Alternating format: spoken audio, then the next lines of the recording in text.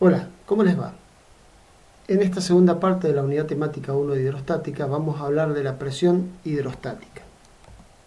Los temas que vamos a abordar son la presión, la diferencia entre presión hidrostática y atmosférica y cómo interactúan una con otra. Vamos a plantear la ecuación fundamental de la hidrostática y vamos a ver cómo varían las presiones en los líquidos en reposo y las aplicaciones que tienen. También vamos a hablar del principio de Pascal, la paradoja hidrostática, las aplicaciones a la prensa y al gato hidráulico y otras aplicaciones prácticas también que son de utilidad. Por último, vamos a hablar de los piezómetros, que son unos instrumentos que sirven para la medición y el cálculo de presiones. Bien, empecemos hablando entonces de la presión. Para utilizar el cálculo infinitesimal, el que estamos acostumbrados y que en la primera parte de algunas ecuaciones ya planteamos, la base del cálculo infinitesimal es considerar áreas infinitamente pequeñas. En la hidráulica nosotros tenemos que hacer algunas salvedades. Si nosotros en el seno de un fluido tomáramos áreas demasiado pequeñas, empezaríamos a identificar las acciones de las fuerzas moleculares que las habíamos visto en el video pasado, y esas acciones moleculares pueden ir cambiando punto a punto. En definitiva, a nosotros lo que nos interesa desde el punto de vista práctico es la resultante de esas fuerzas moleculares. Que en este gráfico que tenemos acá, tenemos en naranja las acciones de las fuerzas moleculares y en rojo la resultante de las fuerzas moleculares. Esa es la que nos interesa. Y de hecho vamos a definir la presión como esa fuerza dividida el área donde actúa. Entonces, el área, omega, va a ser un área de pequeñas dimensiones, no tanto desde el punto de vista práctico como para identificar a las acciones moleculares, pero sí lo suficientemente pequeña como para que el abordaje se pueda hacer desde el cálculo infinitesimal. Entonces, a los efectos de esto último que he comentado, la presión la vamos a definir como el diferencial de fuerza dividido el diferencial de área. Bueno, la fuerza actuante en el interior de un fluido, si ese fluido estuviera en movimiento, vamos a hacer un caso genérico, sobre una parte de fluido, sobre un volumen de fluido, podemos tomar una determinada superficie sobre ese volumen de fluido, sobre el cual podemos descomponer cualquier fuerza que esté actuando, cualquier diferencial de fuerza que esté actuando sobre ese diferencial de área, ahí el gráfico marca en rojo, la podemos descomponer en dos fuerzas, una normal a la superficie y una tangencial a la misma. La fuerza normal, ¿sí?, va a producir una tensión normal y vamos a poder calcularla como diferencial de fuerza normal dividido diferencial de área. Y la fuerza tangencial la vamos a poder calcular en consecuencia como el diferencial de la componente tangencial de la fuerza que está actuando sobre el diferencial de área. Veamos cómo se comporta la presión dentro de un fluido en reposo. Supongamos un volumen de fluido, que es ese dibujito que tenemos ahí a la izquierda, que en la parte superior vamos a inicialmente suponer que no tiene presión, ya después veremos a qué nos referimos cuando hablamos de la presión cero, ya vamos a ver que no siempre es lo mismo. Pero bueno, a los efectos de este cálculo simple y esta introducción que estamos haciendo, vamos a suponer que en la parte superior no hay presión, por lo tanto fuerza normal tampoco hay. Recuerde que la presión es diferencial de fuerza sobre diferencial de área o fuerza sobre área. Si la presión es cero, como el área no es cero, necesariamente la fuerza tiene que ser cero. Es decir, que si ponemos un eje en el sentido del eje de este cilindro que estamos tomando, en la parte superior no vamos a tener fuerzas. Si el líquido está en reposo, ese H que figura en la parte inferior, este H que está acá, representaría cualquier acción horizontal. Pero si nosotros dijimos que esto está en equilibrio, habíamos hablado en el video anterior que cualquier fuerza para un líquido perfecto lo deformaría inmediatamente por más chica que fuera, por el hecho de que no tenía resistencia a las deformaciones. Por lo tanto, si este líquido está en equilibrio, esta fuerza H necesariamente tiene que ser cero. Después, las dimensiones de este cilindro, que no lo comenté al principio, es área y de altura H. Va a tener un peso P porque va a tener una dimensión finita. Y en la parte inferior vamos a considerar que puede aparecer una presión, de hecho está en el seno del líquido y no sabemos todavía qué es lo que puede pasar. Entonces, de las dos componentes que tomamos en la diapositiva anterior, la tensión normal, que va a ser diferencial de fuerza normal sobre diferencial de área, si lo tomamos sobre la parte inferior, nos va a dar la presión. Y la tensión tangencial en todos los lados tiene que ser cero para que justamente el líquido esté en equilibrio. Volvemos a hacer el análisis. Si la tensión tangencial no es cero, quiere decir que hay alguna fuerza tangencial, y si hay alguna fuerza tangencial, como el líquido es perfecto y no tiene resistencia a las deformaciones, cualquier fuerza le produciría deformaciones. Esta fuerza acá va a tener que estar equilibrada, ¿sí? Pero bueno, sabemos que en el eje Y también están las fuerzas másicas, entonces habrá que tenerlas en cuenta. Haciendo el análisis, el peso del cilindro lo podemos expresar como peso específico por volumen, y el volumen lo podemos expresar como área por altura, porque es un cilindro. La fuerza de la ecuación que vimos anteriormente se puede expresar como presión por área, ¿sí? Y si esto está en equilibrio, quiere decir que el peso tiene que estar equilibrado por la fuerza resultante de la presión que está en la parte inferior, que dijimos que era presión por área. Al estar equilibradas estas dos fuerzas, hacer los reemplazos y las simplificaciones correspondientes, llegamos a una expresión que es igual a P igual a gamma por H, es decir, relaciona la presión en la parte inferior con la altura del elemento sin importar el área y con el peso específico del líquido que se está tratando. Esto es válido solamente en el caso de que la presión en la parte superior sea cero. Pero bueno, es una expresión que vamos a tener que tener en cuenta, porque muchas veces vamos a decir, mire, a ver, a esta profundidad, ¿qué presión tenemos? Gamma por H, considerando que sobre la superficie la presión es cero. Ya vamos a ver por qué la podemos considerar así.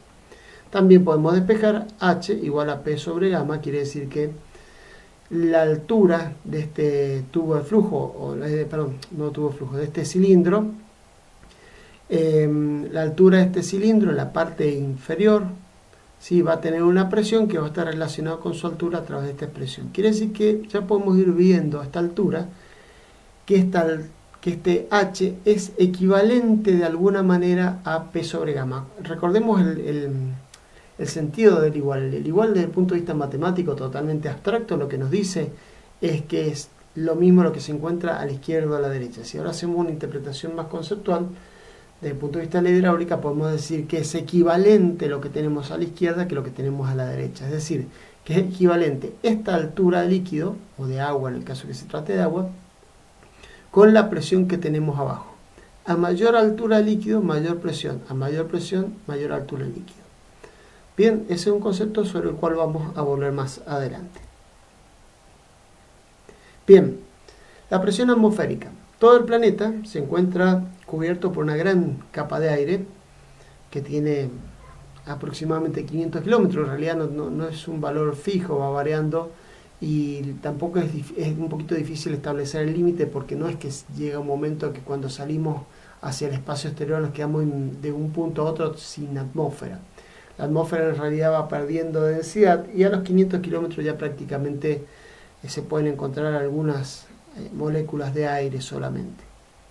En los 100 primeros kilómetros tenemos este gráfico que está acá. Este gráfico que está acá nos dice qué es lo que pasa en los 500 primeros kilómetros, donde todos los fenómenos atmosféricos suceden en lo que se llama la troposfera, que está entre 6 y 20 kilómetros. Como estándar se toma 10 kilómetros, y de ahí en más se toma la estratosfera. Vuelvo a repetir, todos estos límites, como dice acá, entre 6 y 20 kilómetros, son relativos y dependen del lugar del planeta y las condiciones de cada uno. Bien, ¿qué es lo que importa de todo esto? Que si esta altura de aire, ¿sí?, con la equivalencia que vimos recién, por lo que hicimos recién es válido para líquidos o para fluidos. Lo que pasa que esa ecuación que encontramos, P igual a gamma por H, ¿sí?, tiene una consideración que en el caso de los líquidos el gamma es una constante. En el caso del aire, como dijimos, el gamma o la densidad va a ir variando con la altura. Pero en definitiva, conceptualmente, estamos relacionando siempre una determinada altura con una presión. Quiere decir que acá en la superficie de la Tierra tenemos una presión de aire, de todo el aire que tenemos arriba, que es bastante. La pregunta es por qué no la notamos, por qué no nos aplasta esa presión de aire. Porque en realidad esa presión de aire actúa en todos lados. Nuestro cuerpo es permeable al aire. Entonces el aire se mete por los poros de nuestro cuerpo, y en todos lados, en cualquier parte de nuestro cuerpo, siempre tenemos cualquier parte con aire de todos lados. Entonces se va equilibrando el aire. las presiones por aire se van equilibrando entre la parte inferior y la superior. Usted imagínese una mesa, por ejemplo. ¿Por qué la presión de aire no la aplasta y la rompe la mesa? Porque en la parte inferior de la mesa también hay aire. Y ese aire hace una presión hacia arriba, y el que está por arriba de la mesa hace una presión hacia abajo, y se terminan equilibrando las fuerzas cuando uno toma una determinada superficie. ¿Por qué? Porque en una determinada superficie la presión arriba la fuerza arriba es presión por área, y en la parte de abajo también es presión por área. Y la presión atmosférica no varía mucho en pequeñas distancias. Si ustedes se imaginan cómo va a ir variando la presión, evidentemente donde hay más densidad que en la parte inferior es donde más varía la presión. Pero estamos hablando, y como vamos a demostrar un poquito más adelante, que esta presión de aire es aproximadamente equivalente a lo que serían 10 metros de columna de agua. Quiere decir que la presión atmosférica es equivalente a meternos 10 metros para abajo en el agua. Entonces, esa equivalencia hace que uno pueda razonablemente pensar que en 500 kilómetros que tiene de altura aproximadamente la atmósfera, las obras civiles, las personas y todos los elementos que tienen están en el rango entre 0 y 200 metros. Las presas más altas tienen un poquito más de 200 metros de altura, que serían las obras hidráulicas más importantes. Entonces, así sean 100 o 200 metros comparado con los 500 kilómetros que tiene la atmósfera, en realidad son distancias muy chicas. Por lo tanto, las variaciones de presión, si bien existen a cortas distancias, son muy pequeñas, y si ustedes la comparan con los metros columna de agua, toda la atmósfera equivale a 10 metros, quiere decir que algunos metros es muy poquito equivalente en altura de columna de agua, por lo tanto no afecta a los cálculos, ¿sí?, considerar esa variación. Entonces, si no consideramos esa variación, podemos decir que la presión atmosférica actúa en todos lados con el mismo valor, despreciando la variación, y por lo tanto se anula en todos los lugares, como hablamos con la analogía de la mesa. La presión ejerce una fuerza abajo, pero también la presión ejerce una fuerza arriba. Miren, ¿cómo podemos ver fácilmente eso? ¿Sí? ¿Qué es lo que sucede, por ejemplo, si ustedes tuvieran una bolsa a la que le sacan todo el aire? La bolsa se aplasta y van a ver que es muy difícil separarla, las partes de la bolsa que están aplastadas. Si se le ha sacado todo el aire y está el vacío. ¿Por qué cuesta mucho separarlo? Justamente porque ahí es donde vemos la presión atmosférica como actúa desde afuera y aplasta los lados de la bolsa, y adentro, al haber vacío, no hay presión. Entonces ahí llegamos a magnificar lo que es la presión atmosférica.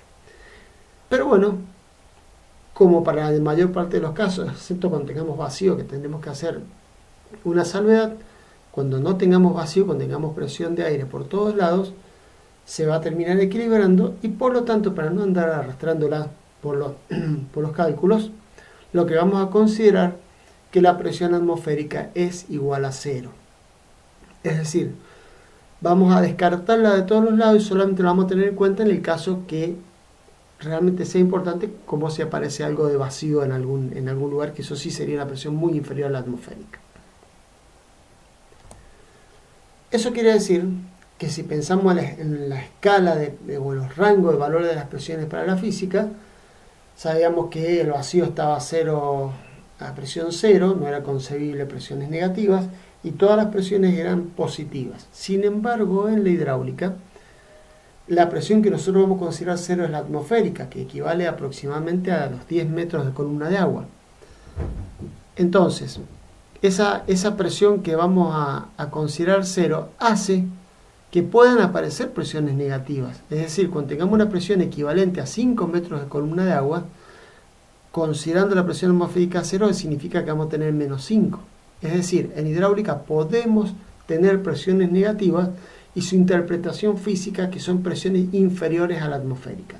Resumiendo, las presiones positivas son superiores a las atmosféricas, las presiones negativas son inferiores a las atmosféricas, y más adelante tendremos también en cuenta qué implica eso para las obras hidráulicas. Bien, analicemos la ecuación fundamental de la hidrostática. Este es un desarrollo de ecuaciones que está en cualquier libro de hidráulica. Este está sacado particularmente del libro de Domínguez. básicamente lo que hace es tomar un cilindro cualquiera donde, de líquido, sí, de líquido, donde actúa una fuerza. Ese líquido tiene un área diferencial, ese cilindro un área diferencial y un largo diferencial S y diferencial W en la parte circular. La fuerza actúa con un ángulo alfa y lo que se puede plantear es el equilibrio de fuerzas. Una aclaración, siempre que se planteen equilibrio van a ser de fuerzas, ¿sí? Lo que ustedes han aprendido en las materias de estática, resistencia de materiales y análisis estructural es que los equilibrios se dan con fuerzas. Entonces, siempre que digamos, mire, la sumatoria igual a cero es sumatoria de fuerzas igual a cero. Por lo tanto, tenemos que transformar todas las presiones a fuerzas. Ahí en el gráfico se puede observar perfectamente que sobre el lado izquierdo tenemos una presión por diferencial W. Sobre el lado derecho vamos a tener presión incrementada en un diferencial de presión por diferencial W. Ese diferencial de presión después lo podremos expresar como la primer término de la serie de Taylor perfectamente, pero en definitiva viene como esa notación de P más diferencial P, y la fuerza va a tener una proyección sobre ese X, que le vamos a llamar X por ahora el eje que pasa por el centro del cilindro. La proyección de esa fuerza va a ser fuerza por coseno del ángulo alfa. Bien, si se plantea la ecuación de equilibrio, que es la primera que está ahí, se puede ver que nuevamente el diferencial de área, como pasó anteriormente, se puede eliminar. Vemos que la presión por diferencial de área de un lado y del otro lado también tenemos presión por diferencial de área en sentido contrario, se pueden eliminar, que es lo que está en rojo tachado, y nos va a quedar diferencial de P por diferencial de área solamente, más la proyección de la fuerza. Entonces, si además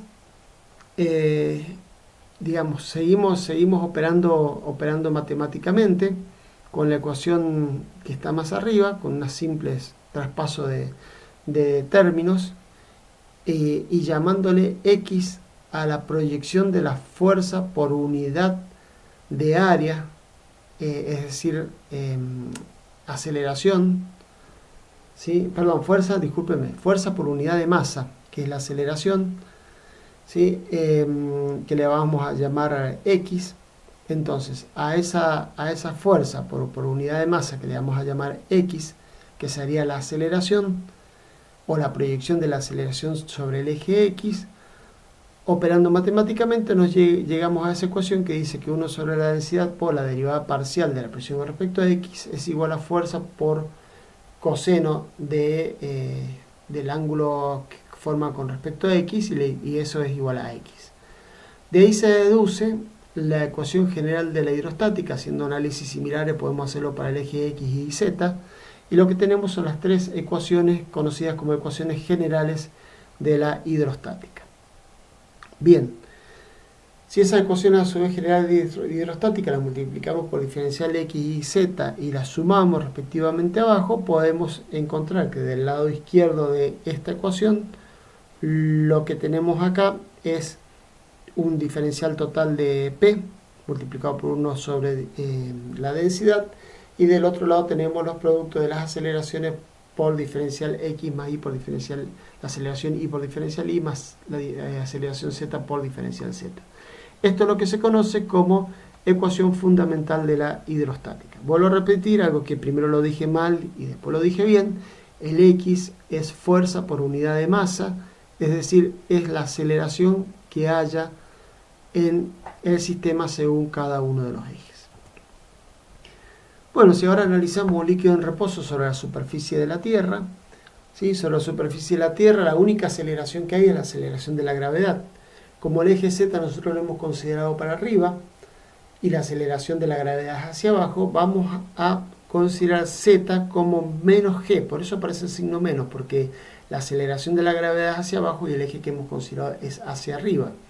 Y además tenemos que no hay aceleraciones horizontales a tener en cuenta, por lo tanto X e Y es igual a 0. Bueno, si reemplazamos la ecuación fundamental de la hidrostática, vemos que lo único que nos queda, se eliminan estos dos primeros términos, X por diferencial X, Y por diferencial Y. Nos queda esta ecuación que está acá. Z la hemos reemplazado por menos G, la integramos, ¿sí? Cuando la integramos desde un punto inicial con una presión conocida hasta otro punto donde no conocemos la presión. En ese punto P conocido va a ser va a tener una cota z, y lo vamos a integrar hasta el z, donde está el otro punto. Haciendo las integrales, operando, encontramos o llegamos a esta ecuación que está acá, donde dice que z más p sobre gamma es igual a z0 más p0 sobre gamma. Es una constante, como dice acá lo que está recuadrado, se conoce como ley hidrostática, y a esta suma se la conoce como carga, cota o altura piezométrica. Bien, entonces cuando hablamos de carga, cota o altura piezométrica, estamos hablando de la suma de z más p sobre gamma, que como podemos ver, para líquidos en la superficie de la Tierra en equilibrio, es una constante y es justamente lo que expresa la ley hidrostática. Acá hay que hacer una salvedad. La densidad, tanto la densidad como el peso específico, que están relacionados por la aceleración de la gravedad, la hemos tomado como constante, y esto para líquidos incompresibles sucede si la temperatura es constante. Si no, tendríamos que calcularla la densidad con esta expresión, y para poder hacer esta integración, acá en esto que estoy señalando en este momento, no lo podríamos sacar fuera de la integral considerándolo constante, habría que dejarlo acá adentro, y habría que expresar esta densidad en función o de la altura o de la presión, y sería por supuesto muchísimo más complejo. En el caso de que la temperatura sea constante, cosa que no está tan lejos de la realidad en la mayor parte de los casos, esto es válido, y la ley hidrostática nos dice esto que está acá. Bien, ya podemos interpretar esta ley hidrostática, y hace un ratito lo dijimos, mire, la altura es equivalente a la presión. Bueno, ya pueden irse imaginando esta ley hidrostática como una suma de energías, donde z es la energía potencial o la energía de altura, es decir, a mayor altura, mayor energía potencial. Tenemos la posibilidad de convertirlo en otro tipo de energía. Y P sobre gamma es la energía de presión. Entonces, lo que nos dice la ley hidrostática es que en un líquido en reposo, la suma de la energía potencial más la energía de presión es una constante. Bueno, ¿cómo varía en el seno de un líquido, por ejemplo, la presión entre dos puntos? Es la expresión que tuvimos recién, la que tuvimos antes. Operando de manera muy sencilla con esa ecuación, podemos encontrar que la presión en un punto cualquiera es la presión en la parte superior más gamma por h.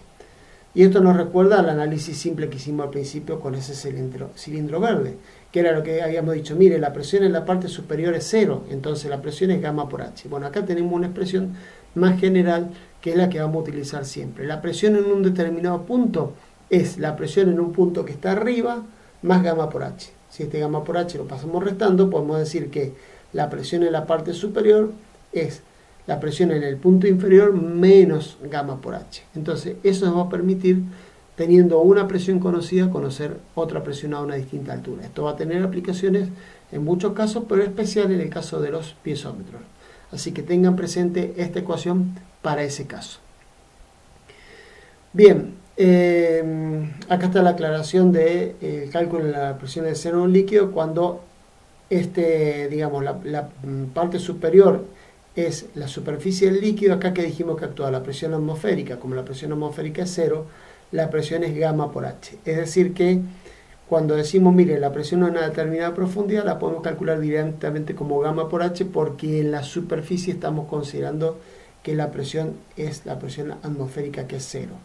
Una aclaración: si estuviéramos, por ejemplo, en un tanque de gas con combustible, tal vez deberíamos utilizar esta ecuación que está acá, porque probablemente el gas que está acá arriba esté a presión, ¿sí? Porque puede ser el gas que se evapora del mismo combustible, o digamos combustible en forma de gas, y va a estar a una presión distinta a la atmosférica. Entonces, cuando queremos calcular una presión en un determinado punto, tenemos que poner la presión del gas, que es la que hay en 0, más gamma del combustible por h. Bueno, tratemos de jugar también nuevamente un poquito con las ecuaciones, como para poder verificar la ley hidrostática. Fíjense ese vaso, en ese mismo vasito de recién hemos tomado un punto en la superficie, que le hemos llamado P sub 0, un punto al medio del vaso, que le hemos llamado P, y un punto en el fondo, que es P sub F. Tenemos el eje Z hacia arriba, donde el origen está en el fondo, y desde la superficie también estamos midiendo, y le hemos llamado H a la profundidad del punto P, y H minúscula y H mayúscula a la profundidad total del vaso hacia el punto que está en el fondo, la profundidad del punto que está en el fondo. El Z, sin embargo, corre en sentido contrario. El Z es 0 acá. Si esto es H, en este punto Z va a ser H. Y esta distancia que está acá, que sería la coordenada Z del punto P, perdón, se me fue la diapositiva, la presión en este punto P, ¿sí? O la posición de este punto P, que sería la distancia entre el fondo y el punto, va a ser H menos H, que es lo que tenemos acá. Bueno, si calculamos la superficie libre del líquido, la cota piezométrica, recuerden, memoricen y acuérdense a partir de ahora que cota piezométrica es Z más P sobre gamma. En la superficie Z es igual a H y P sobre gamma, como la presión atmosférica, consideramos que hay presión atmosférica que es 0, este término es 0, por lo tanto la cota piezométrica queda igual a H.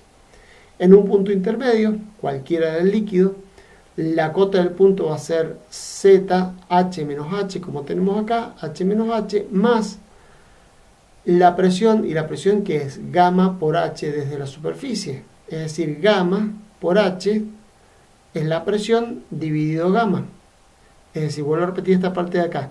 Esto es el P sobre gamma, nada más que la presión en un punto cualquiera es gamma por H dividido gamma. Gamma con gamma se va. Este H con este H se va y queda nuevamente la cota en un punto cualquiera igual a H. Y en el fondo del líquido, el Z es 0 y la presión es gamma por H mayúscula, que sería la profundidad del fondo, dividido gamma. Los gammas se simplifican y queda nuevamente igual a H. Esto demuestra, con números, con ecuaciones, la validez de la ley hidrostática, ¿sí? La cota piezométrica es una constante para los líquidos en equilibrio. No confundir una cuestión. No podemos, si tenemos que demostrar la ley hidrostática, hacer esto que hemos hecho acá, ¿no? Esto es solamente una comprobación práctica de lo que sucede con la ley hidrostática. La ley hidrostática hay que deducirla como lo mostramos en el caso anterior. Las unidades, Z es unidad de longitud, es muy fácil, P sobre gamma, ¿sí? Podemos tomar, digamos, las unidades en el sistema técnico, porque es más fácil, porque aquí tenemos presión y tenemos fuerza en ambos casos, nos conviene tomarla en el sistema técnico. La presión es fuerza por longitud a la menos 2, el peso específico fuerza por unidad de longitud a la menos 3, las fuerzas se me van y me queda en definitiva longitud. Quiere decir que las unidades son compatibles, Z y P sobre gamma son unidades de longitud. Bien, veamos qué pasa con un barómetro. Este instrumento hoy ya no lo van a encontrar, pero fue un instrumento muy común hace algunos años atrás para medir la presión atmosférica. ¿Qué hacía este instrumento? Era simplemente un depósito de mercurio con un tubo puesto de manera invertida, de tal manera que el hueco del tubo esté sumergido en el mercurio y la parte de arriba no tenía nada, es decir, se llenaba con mercurio y se volcaba sobre el mercurio. Entonces acá quedaba vacío. Lo que se podía observar era que se producía un pequeño espacio vacío, pero acá quedaba en un día normal aproximadamente 76 centímetros a 760 milímetros, y uno podría plantear las ecuaciones acá que hemos visto hasta ahora para tratar de interpretar este fenómeno. Entonces, acá tenemos vacío, por lo tanto acá la presión física va a ser igual a 0. ¿Sí? Acá vamos a utilizar las presiones físicas y no las hidráulicas, ¿sí? Como le dije, cuando aparece vacío ya no podemos hacer la consideración, mire, tomemos las presiones igual a 0. No, la presión 0 es la del vacío. Por lo tanto, acá tenemos que considerar la presión atmosférica total, no la 0, la real presión atmosférica. Entonces, ¿qué se puede hacer? Decir, bueno, a ver, en definitiva, ¿qué tenemos acá?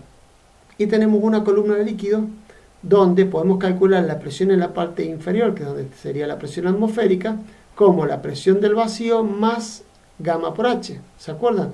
P sub 0 más gamma por H. P sub 0 sería la presión del vacío en la parte superior. Gamma la del mercurio, H esta altura que está acá. Bien. Como esto medía en días normales 760 milímetros, haciendo la cuenta de lo que es presión en el vacío 0, nos quedaría gamma por H. El gamma del mercurio es 13,6 veces el del agua y altura los 76 centímetros. Podemos observar que la presión atmosférica equivale a 100.000 pascales, 0,1 megapascales, o como comúnmente se denomina la unidad en hectopascales y tenemos 1010 hectopascales. Esto es a nivel del mar. La presión va disminuyendo con la altura. Por ejemplo, en la zona de Mendoza, acá en Argentina, esa presión puede estar alrededor de los 900, un poquito más de 900 hectopascales. Y va disminuyendo en la medida que se va subiendo con la altura. Entonces, este instrumento así de simple permitía medir de manera muy exacta la presión atmosférica, ¿sí? Entonces, si ahora hacemos la comparación con este valor que hemos obtenido, esta presión atmosférica de, dijimos, 13,6 por 9,8, que sería el gamma del mercurio por la altura del mercurio, la referimos al agua, es decir, presión con respecto al gamma del agua sería el equivalente a altura de agua, dijimos. Porque la presión, a ver, no es la presión del mercurio, es la presión atmosférica la que estamos viendo acá. Es una presión, si no importa sobre qué está, es una presión que es la presión atmosférica que está actuando sobre el mercurio. No importa si actúa sobre el mercurio, sobre agua, sobre una superficie sólida, es una presión. Esa presión la referimos a la del agua y obtenemos la altura equivalente en metros de columna de agua. Haciendo esa cuenta, vemos que la presión atmosférica equivale aproximadamente a 10 metros de columna de agua. Van a haber muchas unidades de presión en distintos libros, por distintas aplicaciones. Acá le he puesto una comparación, y ojo, porque acá es bien lo claro, no utilicen esta equivalencia para convertir unidades. Son solo relaciones aproximadas para que tomen una idea de cuáles son las los valores de las presiones y las equivalencias. Se suele hablar de un bar, que es aproximadamente igual a una atmósfera, ambos aproximadamente igual a 1 kilogramo por centímetro cuadrado, es 1 kilogramo fuerza por centímetro cuadrado, equivalente, como vimos recién, a 10 metros de columna de agua, equivalente a los 760 milímetros de mercurio, o equivalente a los 1000 hectopascales, 0,1 megapascales, 100.000 pascales, o como ustedes quieran expresarlo. Son expresiones aproximadas. Si tienen que hacer conversión de presiones, vuelvo a repetir, acá está aclarado para que no se equivoquen, vayan a un libro, a una tabla, a internet, a donde sea, busquen la relación exacta y pueden hacer la conversión. Como una aplicación de la ecuación fundamental de la hidrostática más curiosa que práctica en esta etapa, podríamos pensar en un líquido que está girando sobre un eje horizontal, es decir, un vaso que lo tenemos girando. También podría ser un secarropa, como los que tienen en su casa, ¿sí? Que cuando está lleno de líquido uno lo empieza a hacer girar, el agua toma esta forma. Nosotros en realidad vemos la ropa que toma esta forma, pero en general el agua tomaría esta forma, nada más que se va perdiendo porque justamente el secarropa tiene la función de sacar agua. Pero bueno, si esto fuera un vaso cerrado, el agua tomaría esa forma que está ahí en el dibujo cuando está girando. Bueno, a ver si la interpretamos.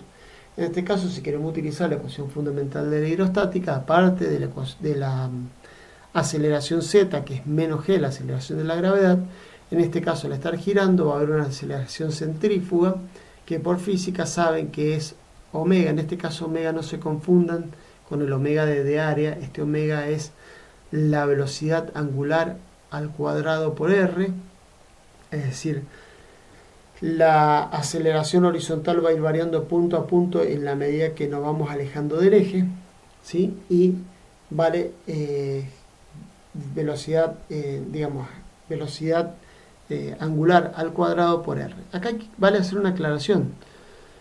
Estamos utilizando la ecuación fundamental de la hidrostática para líquidos en equilibrio, y acá evidentemente el líquido se está moviendo. Entonces, ¿cómo puede ser o por qué la podemos aplicar? La podemos aplicar porque si nosotros ponemos el origen en la parte inferior de la parábola esta que se forma de agua, nos ponemos acá y al eje que estamos considerando lo hacemos girar a una velocidad constante, a la misma velocidad que el vaso, en realidad el sistema de coordenadas va a girar junto con el vaso. Entonces, para ese sistema de coordenadas, ¿sí?, el líquido va a estar quieto. Imagínense ustedes sentados ahí en el medio en ese punto cero, ¿sí?, giran junto con el vaso. El agua que van a ver sobre la pared, que se va elevando por delante de ustedes, cuando giren, va a girar junto con ustedes. O sea que siempre van a ver la misma parte de agua, y para ustedes, si están sentados en ese lugar, o para el sistema de coordenadas, ese agua está quieta. Entonces, en ese sistema de coordenadas en particular es factible aplicar la ecuación fundamental de la hidrostática, y ahí que lo que tenemos, una aceleración en el sentido del radio igual a x, que es velocidad angular al cuadrado por r.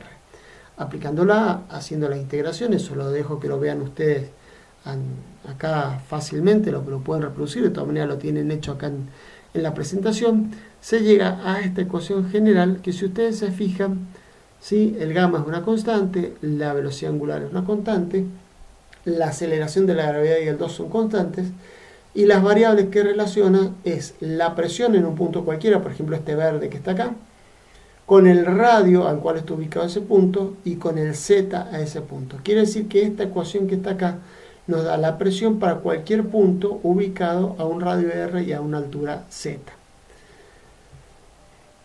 Por eso también esta ecuación se la suele llamar ecuación equipotencial, ecuación del plano equipotencial, porque en realidad toda esta ecuación me está dando la idea de un plano, entre comillas. No va a ser un plano, sino va a ser una superficie de revolución en el espacio, pero esa superficie de revolución va a tener la misma presión en todos los puntos, o sea, va a ser una superficie equipotencial, que sería el término más correcto. Bueno, ¿qué pasa si yo quiero obtener la forma de la superficie que da contra el aire, la que está a presión atmosférica? Bueno, simplemente, ¿qué condición tiene esa superficie? Que la presión es la atmosférica, es decir, es cero. La igualo a cero a esta ecuación, ¿sí? Y al igualarla a cero, el z pasa hacia el otro lado y me queda esta expresión que está acá abajo, en donde, si digamos, antes de pasarlo para otro lado, de esta manera, la relación entre z y r van a ser todos los puntos de esta superficie. Y si, perdón, que sería esta de acá de la izquierda. Y el caso particular, colocándole el radio máximo, el radio total del vaso, y ahora sí es la de la derecha, colocándolo acá el radio máximo, el z que nos daría sería el z máximo. Quiere decir que con esta ecuación que está acá podemos reconstruir la forma de esta parábola, y con esta ecuación de acá podemos calcular la altura máxima a la cual va a llegar. Y con esta de acá podemos sacar la presión en cualquiera de los puntos dentro del fluido. Si nosotros quisiéramos o estuviéramos diseñando el secarropa que hablábamos al principio, nos interesaría seguramente las presiones acá en la orilla, ¿sí? ¿Por qué? Porque estas presiones van a ser las que van a hacer que el agua salga por los agujeritos. Entonces después vamos a ver que hay otras ecuaciones que son de orificios, que relacionan la presión con el caudal que sale por los orificios. Podríamos seguir con el diseño de ese aparato. Si bien no es tan simple, pero a los efectos académicos de explicar la utilidad de estas ecuaciones, esa comparación simplificada es válida. Bien, ahora vamos a hablar del principio de Pascal. El principio de Pascal, acá tienen un pequeño video, espero que se vea bien en la presentación. Este video van a ver ustedes, está en YouTube, acá tienen la dirección, ¿sí? Todas las imágenes y los videos están referenciados a modo de reconocimiento del crédito, para que ustedes puedan seguir de dónde se sacan. En este video van a ver que cuando se va llenando los tubos, fíjense cómo va variando la altura entre cada uno de los tubos en la medida que se va llenando, y cuando se quedan todos, digamos, cuando se quedan todos quietos, quedan todos a la misma altura, ¿sí? Acá podemos observar varias cosas en ese proceso. Primero que nada, recién cuando se produce el equilibrio, todos los tubos quedan a la misma altura. Segundo, en la fase dinámica, es decir, cuando se está llenando los tubos, hay variaciones entre los niveles de los tubos. Primera conclusión, los tubos quedan a la misma altura cuando el líquido está en equilibrio. Cuando el líquido está en movimiento, es decir, cuando estamos hablando ya de hidrodinámica y de hidrostática, ya no sería válido decir que están todos a la misma altura.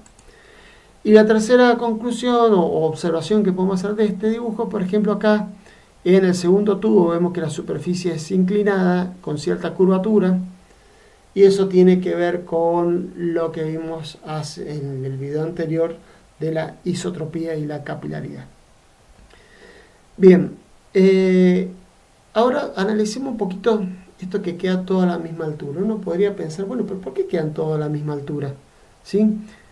así, digamos, a primera impresión, uno podría decir, pero acá hay mucha agua y esto pesa mucho más que esto, ¿por qué este peso, que es de agua superior a este, no actúa hacia abajo, empuja a este y saca a este para arriba?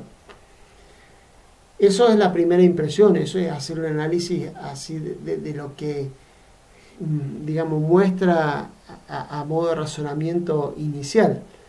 Pero eso no sucede. Entonces por eso que se habla de paradoja, porque algo que parece ser lógico, que parece ser correcto, en realidad no ocurre. Y esa es la definición de paradoja. Bien, eso que parece lógico, cuando uno se pone a analizarlo con más cuidado, se da cuenta que el líquido en realidad no transmite fuerzas, sino lo que transmite el líquido son presiones. Y fíjense, por ejemplo, en este dibujo que tienen acá a la derecha, el neumático del vehículo. Si ese neumático está pinchado, se desinfla. Por más que tenga la válvula en la parte superior, cuando yo inflo la cubierta, si el aire que entra por el pico se distribuye por toda la cubierta y la presión del neumático es uniforme en todos lados. Quiere decir que yo, al aumentar la presión en un punto, me aumenta la presión en todos los puntos. Y esto nos muestra que los fluidos en realidad no transmiten fuerza, lo que transmiten son presiones. Bien, por esa razón, si volvemos al anterior, todos los tubos quedaban hasta la misma altura. ¿Sí? Voy a volver a reproducir el video para que lo vuelvan a ver y lo vuelvan a apreciar. Todos los tubos quedan hasta la misma altura porque en realidad lo que transmite el líquido no son fuerzas, sino son presiones. Bien,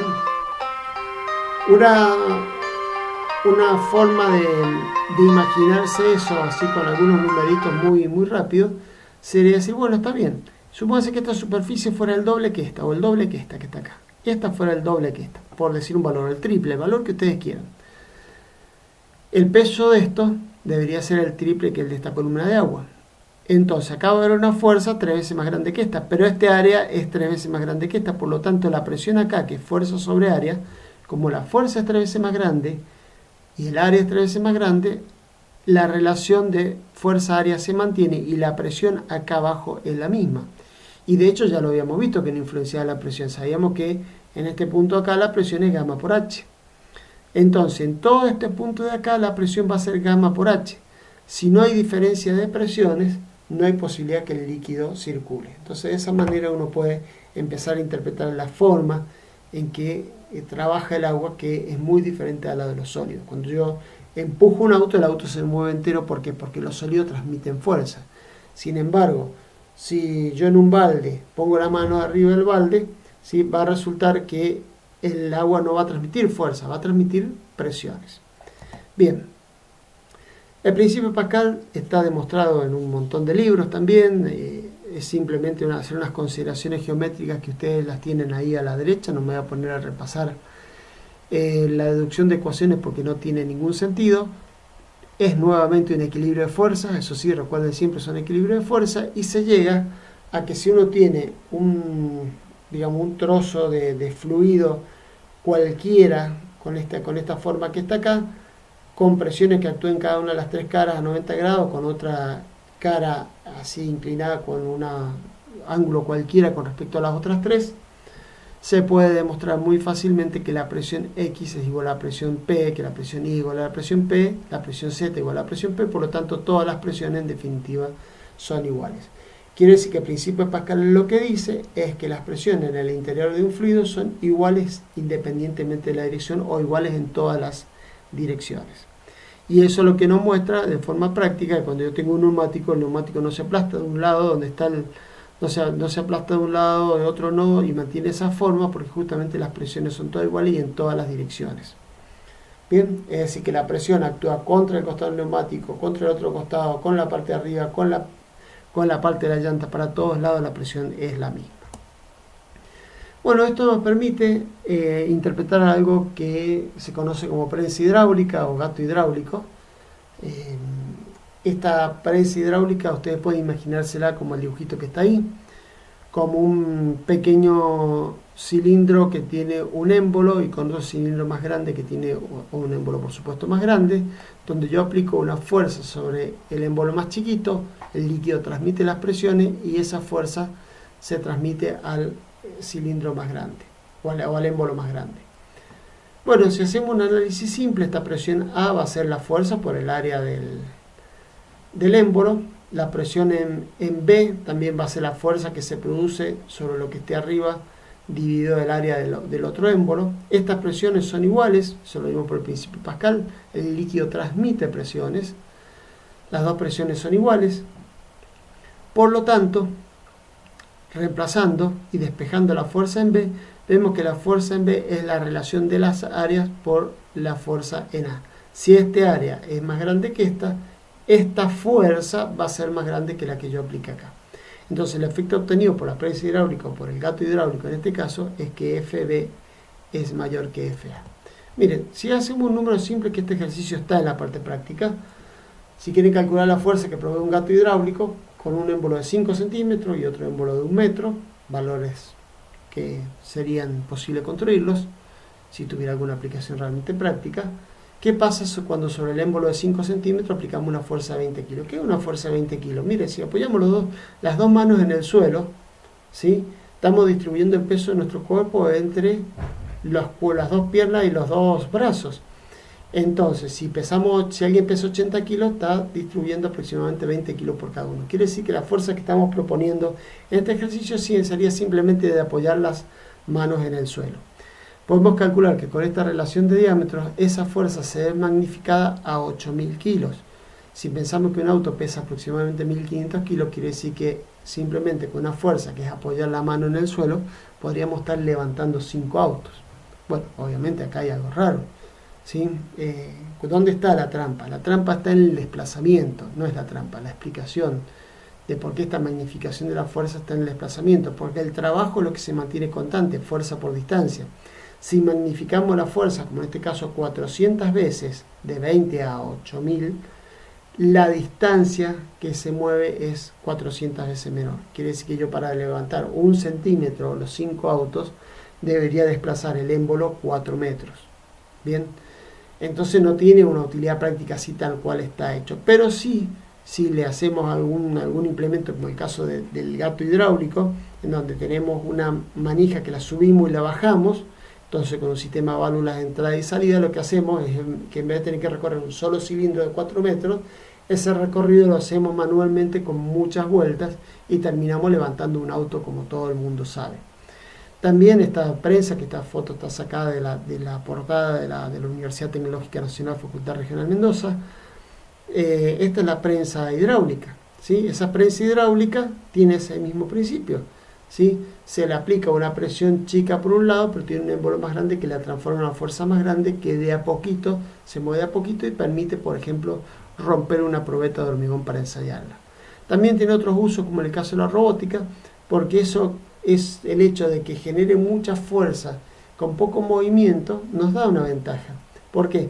Porque si nosotros lo que necesitamos es colocar algo en un lugar con un robot que haga mucha fuerza, pero además que sea muy preciso, con décimas de milímetro, o al orden de los milímetros, con distancias muy chiquititas, son cosas que mecánicamente son difíciles de construir. Sin embargo, si utilizamos esto, decimos, bueno, mire, movemos 1 metro y achicamos 100 veces la distancia y agrandamos 100 veces la fuerza, obtenemos un brazo con mucha fuerza, y resulta ser que si lo que necesitamos mover es 1 centímetro, movemos 1 metro.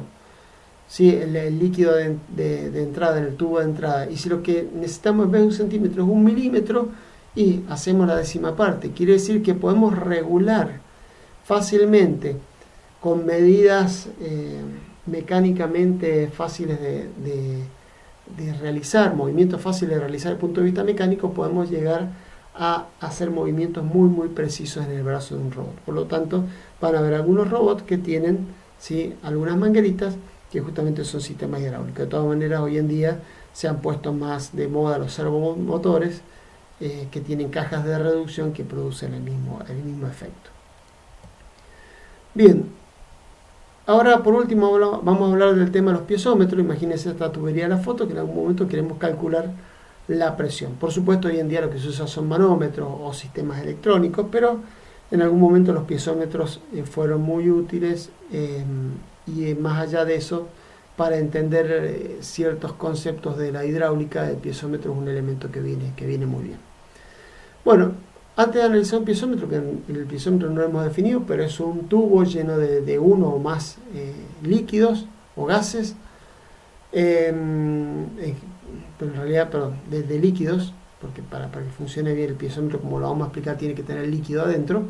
Entonces un piezómetro que tiene líquidos, vamos a analizarlo. Es un tubo que puede tener ser tipo serpentín, por lo tanto, lo primero que vamos a analizar es un tubo en U.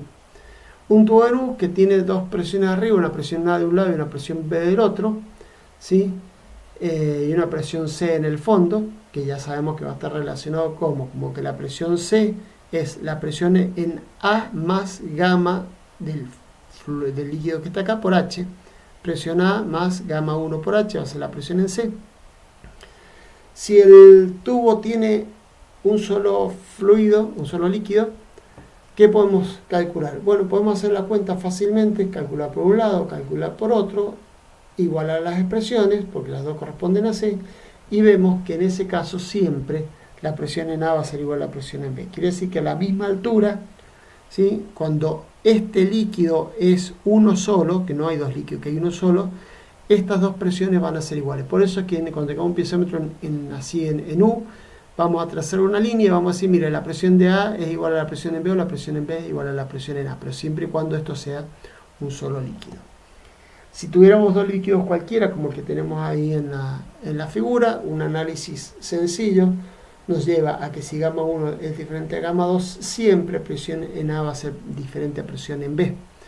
Por lo tanto, ya no vamos a poder trasladar esa presión desde acá hasta acá. Y para una posición cualquiera también se puede demostrar que no hay una posición intermedia en donde estas dos presiones puedan ser iguales. ¿Sí? Siempre que hayan dos líquidos en la parte de esa U piezométrica, siempre las presiones en la parte superior van a ser diferentes, y cuando sea un solo líquido siempre las presiones van a ser iguales. Bueno, esto lo tienen en la práctica, yo se lo dejaba a modo de muestra solamente. Se puede calcular la presión en A, ¿sí? Teniendo un tubo piezométrico colocado, sabiendo la diferencia de altura entre la salida donde está colocado el piezómetro y hasta donde llega el líquido. Fíjense que en este caso de la presión da negativa. ¿Qué quiere decir presión negativa? Que esta presión es inferior a la de A, ¿sí? Porque estamos tomando como referencia la presión en A. Y esta presión positiva quiere decir que es una presión superior a la atmosférica. Bien, vuelvo a repetirlo porque probablemente me hice un poco de lío. Esta presión negativa implica que esta presión del depósito A es inferior a la presión atmosférica. Ahora lo dije bien, no tomen en cuenta lo que dije hace un ratito. Esta presión A negativa es inferior a la presión atmosférica. Ustedes lo pueden ver de esta manera. Aquí tienen un líquido que el líquido está tratando de empujar y salir hacia el aire, pero el aire está entrando por acá y está empujando acá. Acá se produce un equilibrio en donde vemos que la presión atmosférica le gana porque logra tratar de meter el líquido hacia el depósito. Quiere decir que la presión atmosférica es mayor que la del depósito A. En este caso, al revés, el líquido le gana la presión atmosférica y hay una altura del líquido, esta altura H, que termina equilibrando la presión de este depósito A porque no alcanza la presión atmosférica. Entonces podemos ver que la presión en A da positiva. El cálculo es muy sencillo y en la parte de práctica lo van a ver muchísimo más detallado. Bien, ¿qué es lo que pasa? Si este líquido tiene poca densidad, resulta ser que estos tubos serían muy largos, porque justamente la presión es gamma por H. Si nosotros tenemos un gamma chico, los H van a ser grandes. Entonces, para evitar eso y hacer tubos más chicos, se utilizó mercurio por mucho tiempo. Entonces, en el caso de tener un depósito como este con mercurio y tener estas dos alturas, la altura hasta donde el líquido, hasta donde empieza el mercurio, y después de donde está esta U con solo mercurio abajo, de ahí para arriba medir el H2, con estas dos alturas también se puede calcular la presión en el depósito A. Fíjense que en algún momento se dice presión B igual a presión C, porque justamente tenemos la U esa que analizamos anteriormente, que al haber un solo líquido acá abajo, podemos decir que la presión en B es igual a C. No podríamos hacerlo acá, porque si lo hiciéramos acá tenemos dos líquidos, entonces sabemos que la presión ahí siempre va a ser diferente a la presión en este punto. Bueno, ahí tienen la solución, lo pueden practicar, lo pueden hacer, en la parte práctica también lo tienen. Y el otro caso que tienen es la medición de presión diferencial o piezómetro diferencial, que en realidad en vez de tomar como referencia la presión atmosférica, toma como referencia la presión de otro depósito. Entonces, mediante esta instalación que está acá y mediante la medición de estas tres alturas, se puede sacar la diferencia de presión entre ambos depósitos. Bien, eso sería lo que son piezómetros. Como le digo, la práctica la van a ver mucho mejor, pero acá pueden ir practicando con todos estos gráficos que hemos colocado acá. Con esto terminamos lo que es la parte de presión atmosférica. Los invito a que vean el próximo video, que es acciones sobre objetos sumergidos, que también pertenece a la unidad temática número 1, y nuevamente agradecido de que hayan escuchado todo lo que tenía para decirles.